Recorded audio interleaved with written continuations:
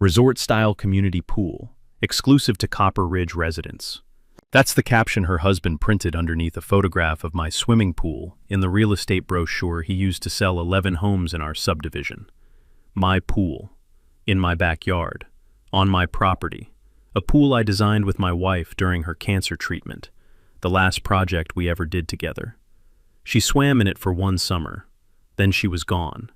And while I was grieving, the HOA president was hosting unauthorized pool parties in my yard, cutting my locks and letting her real estate agent husband advertise my dead wife's legacy as a selling point for his commissions. $160,000. That's how much he earned off a pool he never built, never owned, and never asked to use. So I did what 15 years of investigating insurance fraud taught me to do. I built a case, and I billed her for every single guest. Stay with me on this one. My name is Ethan Cole, and I live at 4817 Saguaro Lane in Copper Ridge Estates, about 20 minutes northeast of Scottsdale, Arizona. It's the kind of subdivision where every house has a stucco wall, the color of desert sand. Every yard is landscaped with agave and palo verde trees, and every mailbox is exactly 42 inches tall because the HOA measured them. 127 homes, dues of $385 a month, and a board president who treated the whole place like her personal fiefdom. But I'm getting ahead of myself. I spent 15 years as an insurance claims adjuster.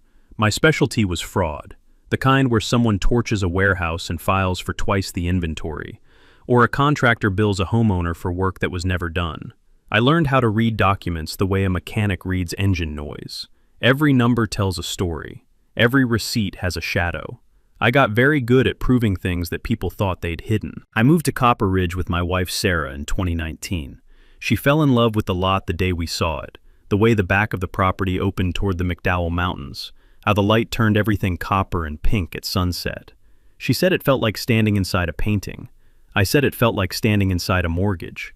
She laughed, grabbed my hand, and told me we were buying it. Sarah was diagnosed with stage 3 ovarian cancer 14 months after we moved in. The doctors gave her a timeline, and she gave me a list. At the top of that list was a pool.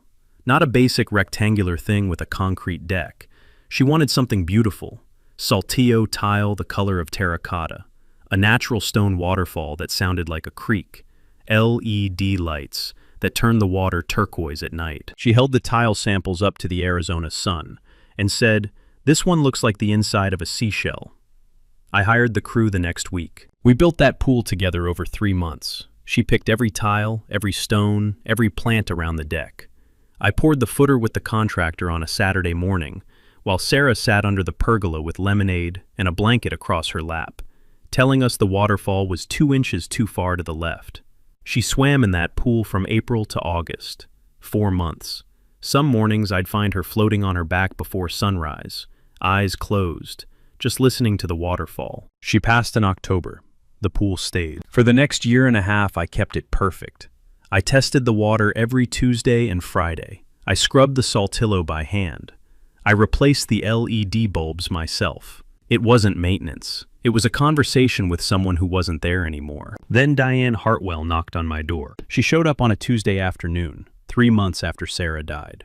White linen blazer over black yoga pants. Gucci sunglasses pushed up on her forehead like a crown. Clipboard in her left hand. HOA lanyard swinging from her neck. She smiled the way people do when they've already decided how the conversation is going to end. "Ethan, right? Lovely pool. The neighborhood could really use a gathering space like this. I've been thinking about organizing some summer socials, and your backyard would be perfect." I told her no, politely, clearly. The pool was private. It was personal. It wasn't available. She tilted her head, clicked her pen twice against the clipboard, and said, "We'll see." I should have paid more attention to those 2 words. 2 weeks after that conversation, I came home from a client meeting in Tempe and found wet footprints on my back patio. Not a couple of footprints, dozens. Overlapping, smeared, still drying in the Arizona heat. The lounge chairs had been moved. A towel I didn't recognize was draped over the pergola railing. And floating in the skimmer basket, alongside the usual cottonwood fluff, were 3 empty Modelo cans and a pair of children's swim goggles. I pulled up the security camera on my phone and watched 12 people walk through my back gate at 1:47 that afternoon. Diane Hartwell was leading the group. She unlocked the gate herself, waved everyone through, and pointed at the pool like a tour guide showing off a hotel amenity. Kids cannonballed off the diving board. Two women set up a folding table on my deck and laid out a tray of sandwiches. One guy plugged a Bluetooth speaker into the outlet next to my outdoor kitchen. They stayed for 3 hours and 16 minutes. No one knocked on my door. No one asked permission. Diane just opened the gate and let them in. I drove to her house the next morning. She lived 4 streets over, in the biggest lot in the subdivision. A 2-story stucco with a 3-car garage and a cactus garden that looked like it was maintained by a professional crew. I rang the doorbell, and she answered in a silk robe with a coffee mug that said, "Boss Lady." I showed her the camera screenshots on my phone. 12 people, her face clearly visible, timestamp and everything. She barely glanced at the screen. "Oh, that. It was just a few neighbors cooling off. It's 112 degrees out there, Ethan. You should be flattered people want to use your space." I told her flatly that what she did was trespassing, that I had not given permission, that it could not happen again. She set her coffee mug down on the porch railing and looked at me the way a substitute teacher looks at a kid who's asking to use the bathroom for the 3rd time. "This is a community, Ethan, a neighborhood. People share things. Don't be the guy who hoards a pool in the desert while everyone else sweats." I left without another word. There was nothing to gain from arguing with someone who genuinely believed she was entitled to my backyard. I drove home with the windows down and the dry heat pressing against my face like an open oven. The thermometer on my dash read 109. The asphalt shimmered ahead of me in waves, and the mountains in the distance looked like they were melting into the sky. I parked in the garage, walked through the house, and stood at the back door, looking at the pool through the glass. The water was still and clear, the turquoise glow from the LEDs barely visible in the afternoon sun. I could still see where the lounge chairs had been dragged. I could still smell the faint residue of someone else's sunscreen on the patio cushions. 1 week later, I found a letter from the HOA in my mailbox. Official letterhead, Diane's signature at the bottom. It was a $250 fine for, and I want you to read this carefully, failure to maintain community cooperative property standards. The violation description said I had refused reasonable community access to a shared recreational amenity, my private pool, in my private backyard, on my private property. I sat at my kitchen table that night and read the Copper Ridge CC and R's front to back, all 47 pages. Then I read them again, then a 3rd time with a highlighter and a notepad. There was nothing, not a single clause, not a single subsection, not a single footnote that designated any privately owned structure as a shared community amenity. The CC and R's covered fence heights, paint colors, mailbox specifications, and lawn maintenance schedules. They said absolutely nothing about swimming pools being available for neighborhood use. Diane had invented the violation out of thin air, and under Arizona Revised Statutes, Section 13-1502, walking onto someone's residential property without their consent is a Class 3 misdemeanor. What she'd organized wasn't a neighborhood social. It was trespassing with sandwiches. I didn't file a police report that night. I probably should have. But I was still operating under the assumption that she was just a pushy neighbor with boundary issues, not someone running a scheme. I wrote a formal letter to the HOA board disputing the fine, attached the CC and RS citations, and mailed it certified. The response I got back was a second fine, $500, for uncooperative conduct toward the board. That's when I started a spreadsheet. The spreadsheet was simple at first. Date, time, number of people, duration, property damage noted. But within 3 weeks, it started filling up fast, because Diane wasn't slowing down. She was accelerating. The second unauthorized pool party happened on a Saturday while I was visiting a client in Flagstaff. I got an alert from my security camera at 2:14 in the afternoon and watched the footage in real time from a hotel parking lot 2 hours north. 35 people this time. Diane had brought a karaoke machine. Someone had dragged my gas grill to the edge of the pool deck and was cooking burgers on it. A teenager I'd never seen was doing backflips off the diving board, while a group of adults cheered from the shallow end. When I zoomed in on the waterfall, I could see the stone lip was cracked where someone had stood on it. The LED light on the east side was out, either kicked or shorted from splash damage. I drove home that night. The pool smelled like sunscreen and stale beer. The water level was down 4 inches. The chlorine reading was so far off the chart, I had to shock treat the entire system. On the pergola railing, someone had left behind a half-eaten bag of Takis and a child's inflatable flamingo with a slow leak. But the thing that bothered me most wasn't the damage. It was the gate. I had locked it before I left. Deadbolt, combination padlock, the works. When I checked the lock, it was gone. Not broken, gone. Someone had removed it entirely. I pulled the camera footage and scrubbed backward until I found it. Diane Hartwell's husband, Greg, at 7:03 that morning, standing at my back gate with a bolt cutter. He clipped the padlock, dropped it in the alley trash can, and walked away like he was taking out the recycling. That was the moment I realized this wasn't a neighborly misunderstanding. This was a pattern. Two people working together, one to authorize the intrusion, the other to execute it. Diane gave the speeches, Greg brought the tools. It was coordinated, deliberate, and shameless. The following week, the social campaign started. I don't know what Diane told people, but suddenly half the neighborhood was looking at me sideways. The woman at the mailbox cluster who used to wave just nodded and looked away. The guy 3 doors down who borrowed my socket wrench last Christmas stopped making eye contact altogether. Tom Calloway, the retired contractor who lived next door, told me what was circulating.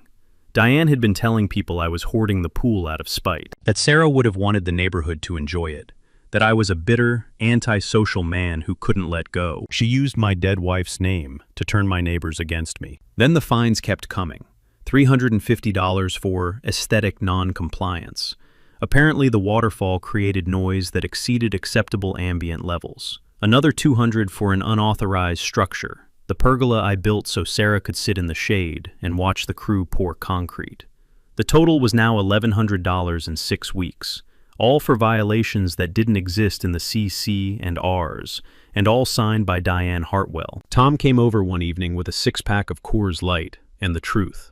We sat on my front porch as the desert cooled down and the last stripe of copper light sank behind the mountains. He cracked a can, took a long sip, and said, "She did this to Walt Jennings." Walt had lived on the next street over. Retired electrician, had a woodworking shop in his garage. Diane cited him 17 times in 1 year. Noise complaints, chemical storage violations, visual clutter. Every citation was fabricated. Walt fought back for a while, but eventually he just couldn't take it anymore. He sold his house below market value. The buyer was Greg Hartwell, acting through an LLC called Copper Ridge Property Holdings. Tom leaned back in his chair and said, "She's done this to 3 families that I know of. She pushes them out. Greg buys the house cheap, flips it or rents it, pockets the difference. It's a racket."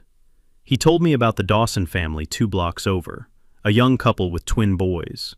Diane hit them with fines for a trampoline in the backyard, a basketball hoop in the driveway, and a flag on the porch that she claimed violated the decorative standards. When they pushed back, she had their water feature inspected and condemned. They lasted 8 months before selling to Greg's LLC for $40,000 under market. The third family, the Sullivans, didn't even fight.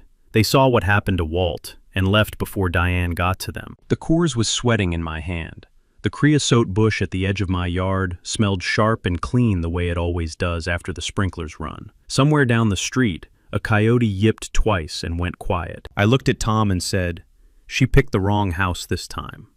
After Tom left that night, I sat alone on the porch for a long time. The desert had gone dark and still, nothing but the hum of the pool pump through the side yard and the faint glow of the LED lights reflecting off the stucco wall. I thought about Sarah, about the tiles she picked, about the waterfall she insisted was 2 inches off center, about the fact that some woman I barely knew was using her memory as a weapon and her legacy as a party venue. By morning, I had made 2 decisions. First, I was going to document everything with the same precision I used to dismantle insurance fraud. Second, I was going to let Diane keep digging. I called a locksmith and had every lock on the back gate replaced with high-security deadbolts, the kind that can't be cut with a standard bolt cutter. I installed a heavy-duty hasp with a shrouded padlock. Then I put up 2 signs, private property, no trespassing, and surveillance in effect, audio and video recording active, both mounted on the fence exactly as required under Arizona's posted notice statutes. Under ARS Section 13-1503, anyone who enters residential property after seeing a posted "No Trespassing" sign commits criminal trespass in the second degree, a Class 2 misdemeanor, one step up from what Diane had already done. 3 days later, the new locks were cut again. Same method, same time window, early morning before I left for work. The camera showed Greg again, this time with a reciprocating saw. He didn't even bother wearing gloves.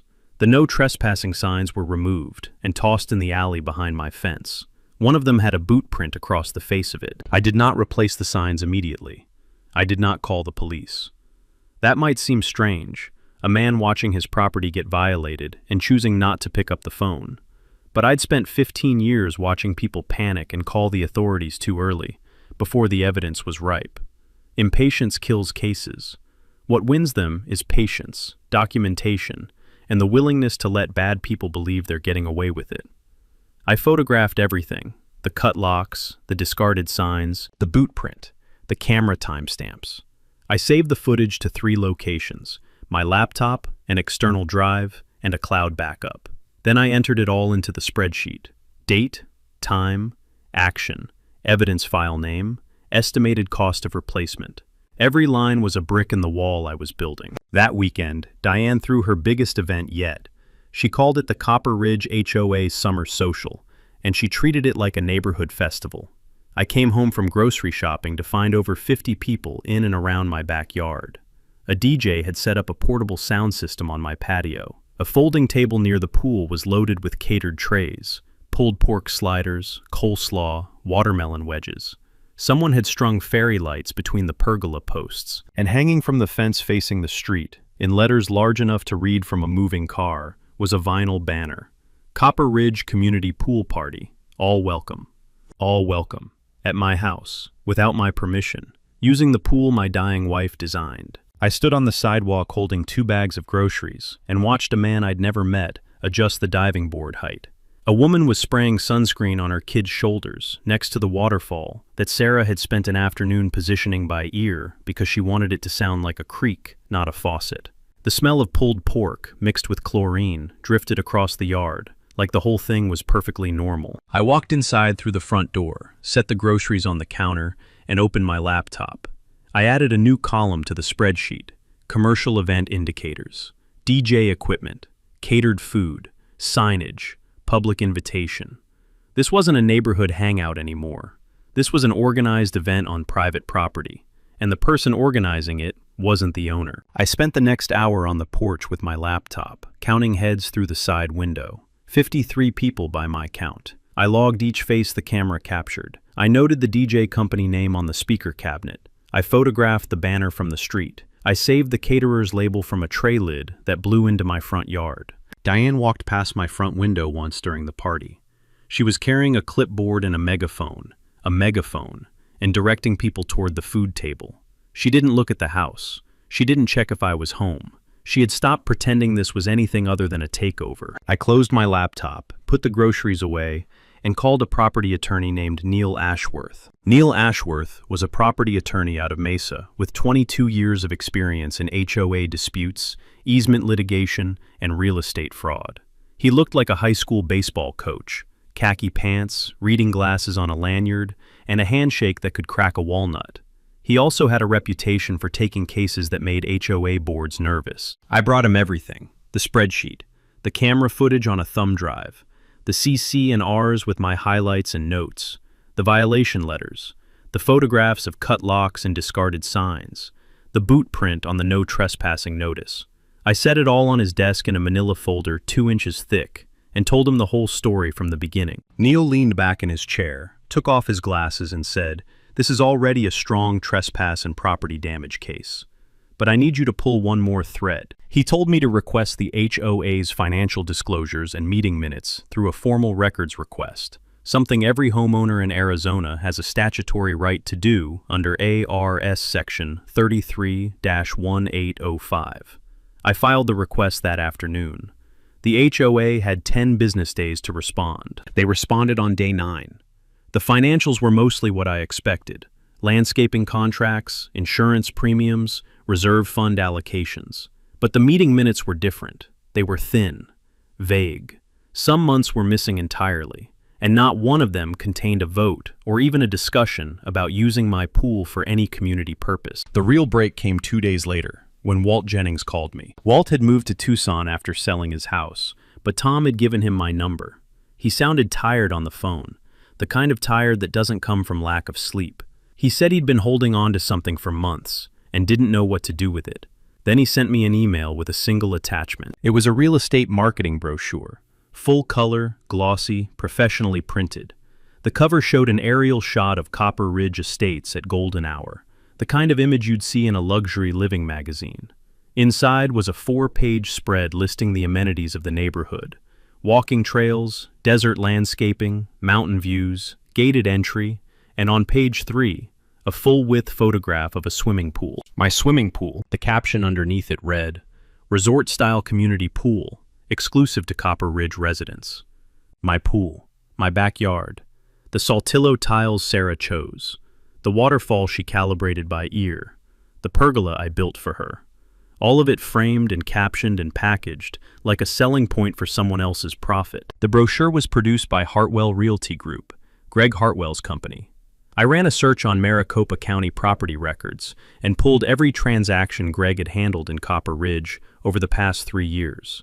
11 homes sold. Average sale price, $485,000. Every single listing used some version of that brochure. Every single one advertised a community pool that didn't exist, because the pool was mine. At a 3% commission, Greg had earned roughly $160,000 selling homes in a subdivision where the marquee amenity was stolen from my backyard. Diane organized the parties to keep the illusion alive. Greg used the illusion to close deals. They were running a grift, and my grief was their floor model. I sat at my kitchen table that night staring at the brochure, Sarah's pool on page 3, between the mountain view and the clubhouse that was really just a storage shed with a conference table. I thought about every party, every fine, every time Diane smiled and said the word community like it was a trump card. Then I called Neil and said 3 words. I found everything. Neil and I met 3 times in the next 2 weeks. Each meeting lasted about 2 hours, and each one sharpened the strategy a little more. By the end, we had a plan with 3 prongs, and every single one of them was designed to hit the Hartwells where it hurt most: their money, their licenses, and their reputation. Prong 1 was the invoice. This was my specialty, the part where 15 years of claims adjusting finally paid off in a way no insurance company would ever reimburse. I calculated the cost of every unauthorized pool party using the going rate for commercial pool rentals in the Scottsdale area, $75 per person per event. That number wasn't arbitrary. I pulled it from 3 licensed pool rental companies within 10 miles of Copper Ridge and averaged their published rates. Then I multiplied it across every documented party. Total head count from camera footage, duration verified by timestamps, dates confirmed by the spreadsheet I'd been building since the first wet footprint showed up on my patio. The subtotal for unauthorized pool use alone came to $28,350. On top of that, I added the property damage, the cracked stone on the waterfall, the broken LED light, the destroyed locks, the missing no trespassing signs, the pump filter that was starting to strain, and the chemical costs from repeated shock treatments. That added another $4,600. Then came the $1,100 in fabricated fines I intended to recover. Neil added projected legal fees. The total came to just under $44,000. I printed the invoice on professional letterhead. Line items, dates, rates, evidence file references. It looked like something an insurance company would send after a catastrophic loss audit, because that's exactly what it was. Prong 2 was the civil lawsuit. Neil drafted a complaint citing trespass, willful property damage, unjust enrichment, and fraud. The unjust enrichment claim was the centerpiece. Greg had earned approximately $160,000 in commissions by advertising my pool as a community amenity. Under Arizona law, a person who benefits from another's property without consent can be compelled to return the profit. Neil said it was one of the cleanest unjust enrichment cases he'd ever filed. Prong 3 was the regulatory complaint. I filed a formal complaint with the Arizona Department of Real Estate against Greg Hartwell. Under ARS Section 32-2153, advertising a property amenity that doesn't belong to the community, and that the agent knows doesn't belong to the community, is grounds for license suspension or revocation. I attached the brochure, the property deed showing the pool sat entirely on my lot, and the CC and Rs confirming no shared designation existed. The complaint was 12 pages, with 41 exhibits. I organized them the way I used to organize fraud case files at the insurance company: chronological, cross-referenced, and annotated so that even someone who had never heard of Copper Ridge could follow the story from the first trespass to the last brochure. Neil looked at the binder and said, "I've seen attorneys submit worse discovery packets." While Neil handled the legal filings, I handled the evidence infrastructure. I upgraded my security system to 4 cameras, 4K resolution, infrared night vision, and audio capture. I added a motion-activated counter at the back gate that logged every entry with a timestamp and a photograph. I backed up everything to a dedicated cloud server with automatic redundancy. If Diane touched my property again, I'd have the footage in 4 formats before she finished smiling for the camera. The last piece was the coalition. Tom went door to door and talked to 15 homeowners who had concerns about Diane's leadership. Walt Jennings provided a signed affidavit describing how he'd been driven out of the neighborhood through fabricated violations. Linda Price, the only board member who had ever voted against Diane, gave me copies of internal HOA emails showing that Diane had approved the use of my pool unilaterally, without a board vote, without a homeowner vote, and without ever notifying me in writing. Everything was documented.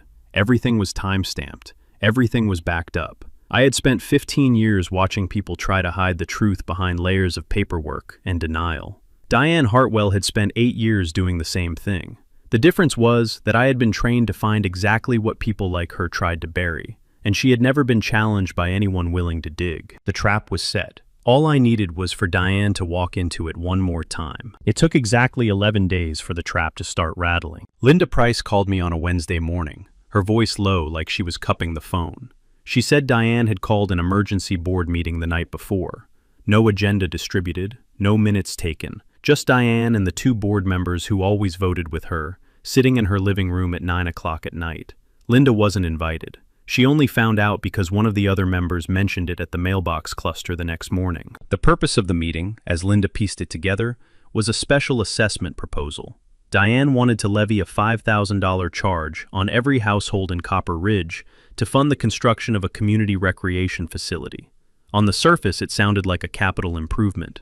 Underneath, it was a preemptive strike. If Diane could retroactively frame my pool as a community resource, or build one fast enough to blur the history, she could argue that the pool parties were authorized all along, and that my complaint was just a bitter homeowner resisting neighborhood progress. But that wasn't the worst of it.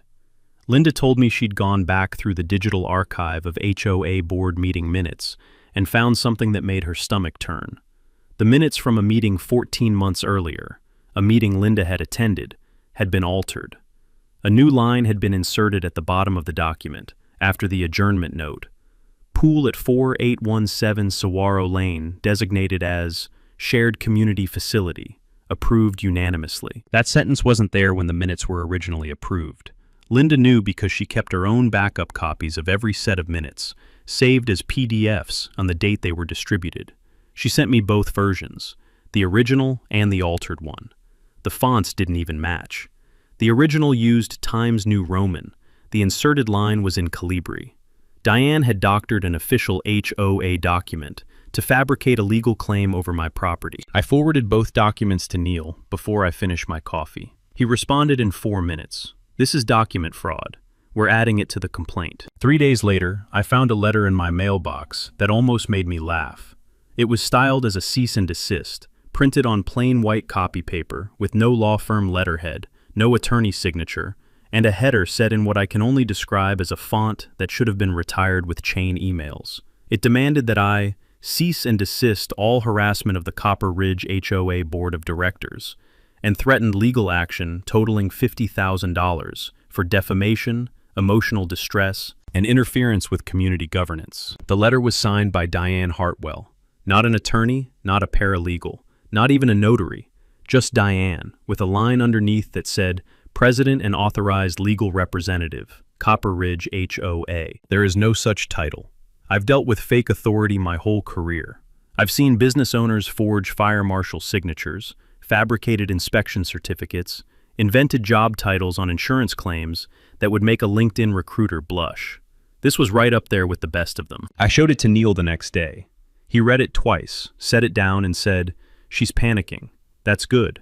Panicked people make final mistakes." I asked him what he meant. He leaned forward and tapped the edge of the letter. "She's going to throw one more party. She has to. If she stops now, it looks like an admission. She needs to prove to the neighborhood and to herself that nothing has changed, that she's still in charge." He was right.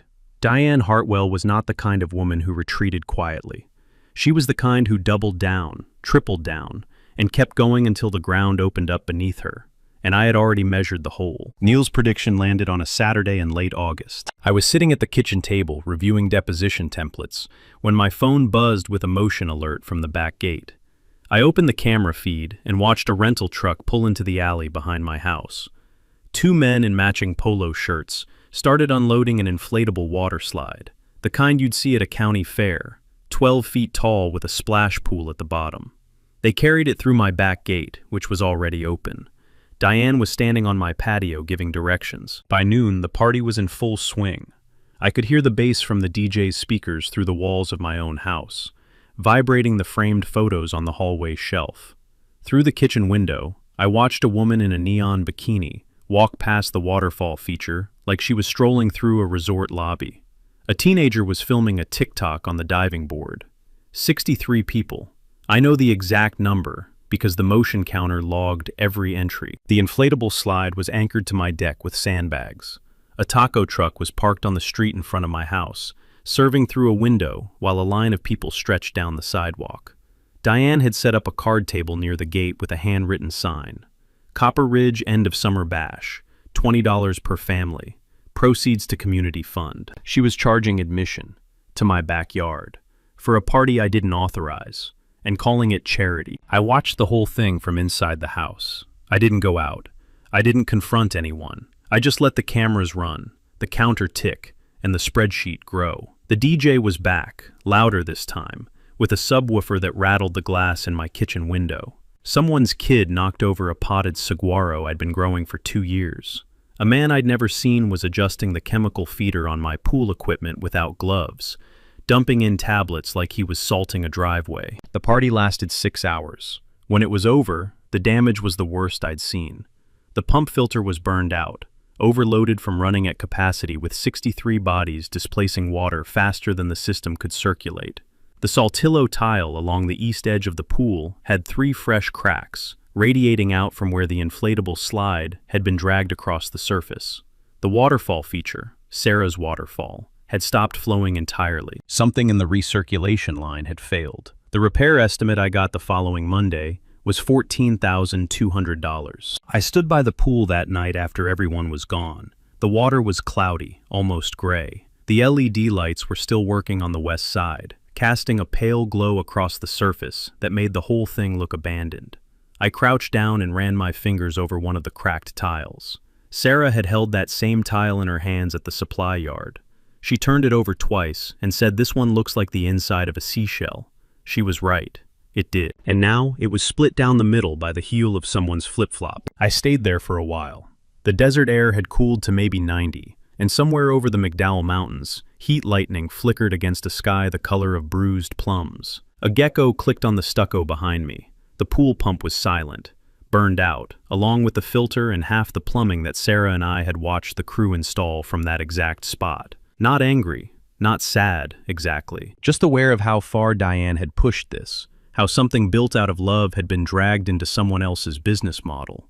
The next morning, Tom forwarded me a screenshot from Diane's public Facebook page. She had posted a carousel of photos from the party. Kids on the slide, families eating tacos, the pool glittering in the background, with the caption, "Another amazing Copper Ridge pool day. This is what community looks like. Hashtag community living. Hashtag HOA life. Hashtag Copper Ridge strong." 214 likes. 31 comments, 8 shares. She had just published the evidence herself. I saved every photo, every comment, every share. I screenshotted the post with the metadata visible. Then I forwarded it all to Neil with a one-line message. She charged admission and posted the receipt. Neil replied with 2 words, File everything. The next morning, I sat at my kitchen table, pulled up the spreadsheet one last time, and added the final row. Then I opened a new document and started typing the agenda for a community meeting that Diane Hartwell was not going to enjoy. The Copper Ridge community meeting was held on a Thursday evening in the Fellowship Hall of Desert Springs Church, half a mile from the subdivision entrance. The CC&Rs required 25 homeowner signatures to call a special meeting. I had 47. The church donated the space because Tom Calloway had been fixing their roof for free every spring since he retired. 212 residents showed up. Folding chairs filled the hall from the stage to the back wall, and another 30 people stood along the sides. Diane sat in the front row with her legs crossed and her reading glasses perched on top of her head. She was wearing a cream-colored blazer and carrying a leather portfolio. She looked like a woman who expected to give a speech, not hear one. I walked to the podium at 7:15. The room smelled like folding chairs and old hymn books, and the air conditioning hummed from a unit mounted above the baptistry door. I had a laptop, a projector Tom had borrowed from the church's AV closet, and a thumb drive with everything on it. I didn't start with emotion. I didn't start with accusations. I started with a photograph. The first slide was a wide shot of my backyard during the end of summer bash. 63 people, inflatable slide, taco truck visible through the fence. The second slide was a close-up of the card table with the $20 sign. The third was a screenshot of Diane's Facebook post, complete with hashtags and 214 likes. The room was quiet. Not uncomfortable quiet, focused quiet. The kind where 200 people are watching the same screen and arriving at the same conclusion at the same time. I walked them through the timeline. Every party, every date, every head count. Camera footage played in a loop on the right side of the screen while I narrated the left side. The spreadsheet, the invoices, the cost breakdowns. I showed them the cut locks, the discarded no trespassing signs, the boot print. I showed them the pump filter that burned out and the Saltillo tiles that cracked. Then I showed them the brochure. Page 3. Full-width photograph. My pool. Resort-style community pool. Exclusive to Copper Ridge residents. The room shifted. I could feel it. A low murmur that rolled from the back row, forward, like a wave. People turned to look at each other. A few turned to look at Diane. I showed them the Maricopa County records. 11 homes sold by Greg Hartwell. Every listing used the brochure. Estimated commission, $160,000. I showed them the altered meeting minutes, the original in Times New Roman, the forged edition in Calibri. I showed them Linda Price's backup copies. I showed them the original distribution email with the timestamp that proved the line had been added after the fact. Diane stood up. Her face had gone white under the fluorescent lights. She pointed at me and said, "That pool is community property, and you know it." I clicked one more slide. It was a copy of my property deed, overlaid with the county surveyor's plat map. The pool sat entirely within my lot lines. No easement, no shared designation. No community claim of any kind. The deed was dated 2019. It had never been amended. "It's not," I said. "It never was." Then I held up the invoice. $43,650. Line items, dates, rates, evidence references. I set it on the podium and said, "This is what you owe me, Diane." The room erupted. Not in anger, in release. Months of whispered suspicion confirmed in one evening. People who had been afraid to speak were suddenly talking to each other, nodding, pointing at the screen. Neil Ashworth stood up from the third row and announced that a civil lawsuit had been filed that morning in Maricopa County Superior Court.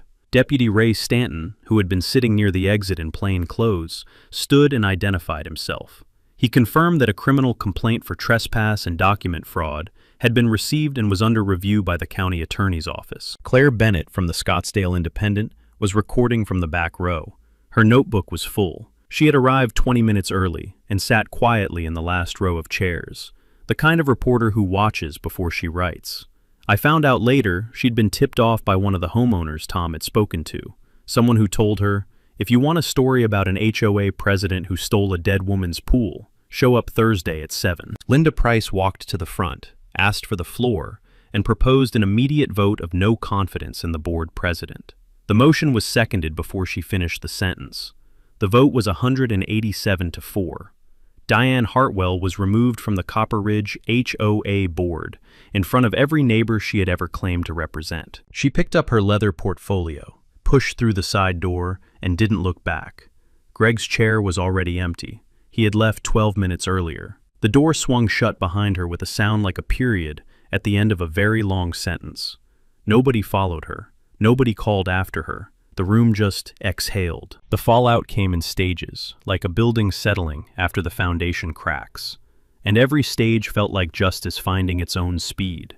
Not rushed, not delayed, just moving at the pace the evidence demanded. The Arizona Department of Real Estate completed their investigation 6 weeks after the meeting. Greg Hartwell's license was suspended for 2 years. The board found that he had knowingly advertised a privately owned amenity as a community feature in at least 11 property listings, violating state advertising regulations and misleading buyers. His brokerage quietly dropped him the same week the suspension was announced. The civil lawsuit settled out of court 4 months later.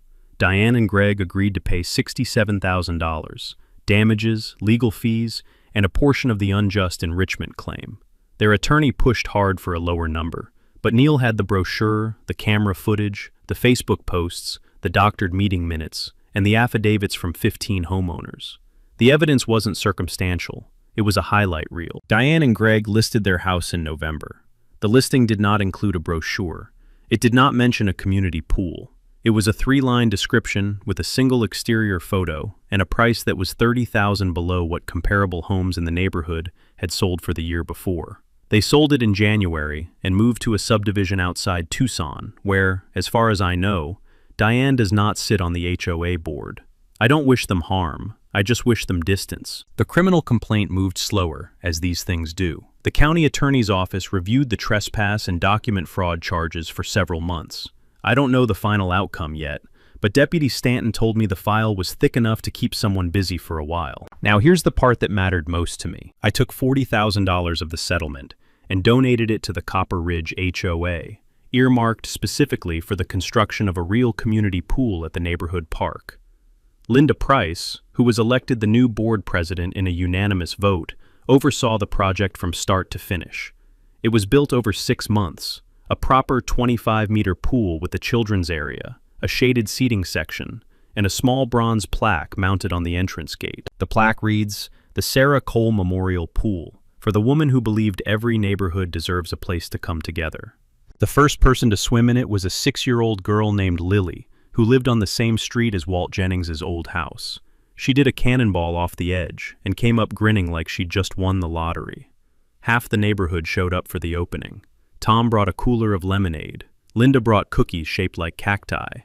Somebody hung a banner that said, "Welcome to our pool." And for the first time, those words were actually true. I fixed my own pool, too. New pump, new filter, new LED lights. I replaced the cracked Saltillo tiles with fresh ones from the same supplier Sarah had used. Matched the color batch as close as I could. The waterfall runs again. It sounds exactly the way she wanted it to. Like a creek in the morning, quiet enough to hear the birds. But I kept one cracked tile. I cleaned it up, set it in a shadow box frame, and put it on the bookshelf in my office, next to a photograph of Sarah floating on her back at sunrise, with her eyes closed and her hands trailing in the water. Some things break in a way that reminds you what they were worth. Copper Ridge is a better neighborhood now, not because the bad people left, although that helped, because the good people stopped being afraid to say something. Tom still brings me a 6-pack on Fridays. Linda waves from her car every morning. Walt called last month to say he might move back, and my pool is mine again. Quiet, clean, and exactly the way Sarah designed it. If you've ever had an HOA president who treated your property like her personal resort, drop your story in the comments. I want to hear it.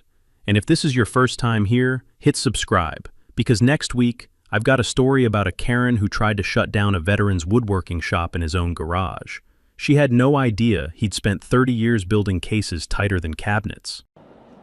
Danny Hartwell spent 8 years as HOA president believing that a title on a clipboard made her untouchable. She organized unauthorized pool parties on a widow's private property, cut his locks, fake HOA documents, and let her real estate agent husband advertise his pool in sales brochures to pocket $160,000 in commissions.